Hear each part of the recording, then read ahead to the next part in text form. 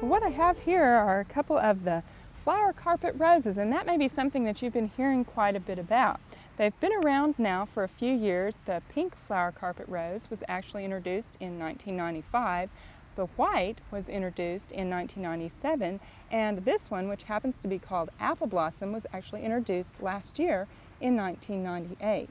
Now, the special thing about flower carpet roses is they are highly disease resistant. They're resistant to powdery mildew and also to black spot.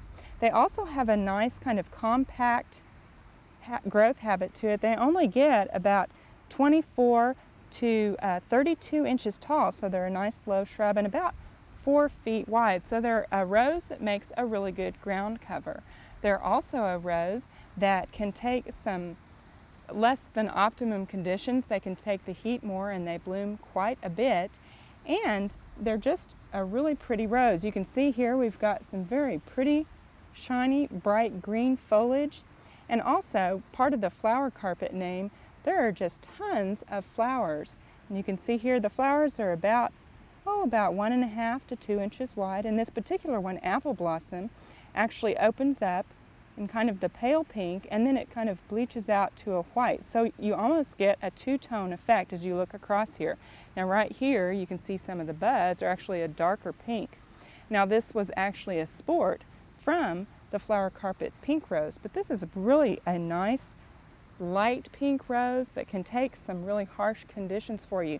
Now if you're out looking for flower carpet roses, they're always sold in these pink pots that you can find, and that's pretty easy to spot at your garden center.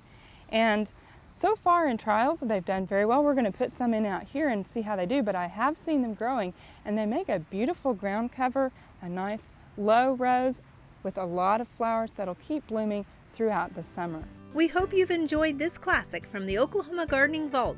Remember, even though these tips and techniques are timeless, there's always something new to learn in the world of gardening.